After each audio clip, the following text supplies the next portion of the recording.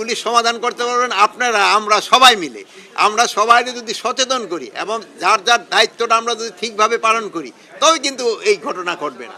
এবং রাজনৈতিক নেতারা যারা, তারা যদি তাদের কাজটা ঠিক মতো করে এবং তার কর্মীরা যদি ঠিক মতো করে, তো এই কোনো সমস্যার সমাধান হবে না। হেলিকপ্টার তাই সেই সমস্যার সমাধান করে দিতে পারবে না।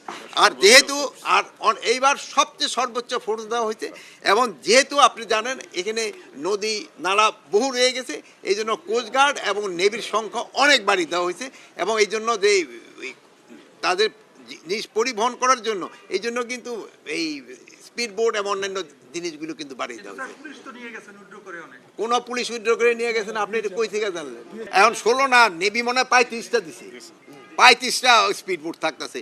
ওই কমিশনার সাহেব তো জানে না যে তার 35টা চলে আসছে। উনি চাইছে 16টা। এখন আমার মনে হয় 16, 32 আর 3, 17, 18, 19টা মনে হয় আমার এখন ফিরে নিয়ে চলে দিতে হবে, যেহেতু হলো বেশি হয়ে গেছে। প্রশাসন এখানে একেবারে নিরপেক্ষভাবে কাজ করছে, এবার আপনারাও দেখছেন যে প্রশাসন নিরপেক্ষভাবে কাজ করছে।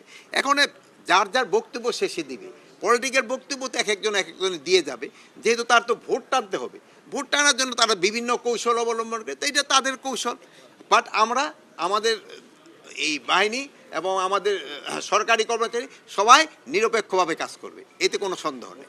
এটার সংখ্যাটা আমি পুরো বাংলাদেশেরটা বলতে পারবো, বাট এই একটা পুরো বাংলাদেশে আমরা 1 লক্ষ সেনাবাহিনী নিয়োগ করতেছি, 1,50,000 পুলিশ নিয়োগ করা হয়েছে, নেভি 5,000 নিয়োগ করা হয়েছে, 37,000 বিজিবি নিয়োগ করা হয়েছে, র্যাব নিয়োগ করা হয়েছে প্রায় 10,000-এর মতো, এবং কোস্টগার্ডও প্রায় 5,000-এর মতো, বাট একটু কম দিতে চাচ্ছে।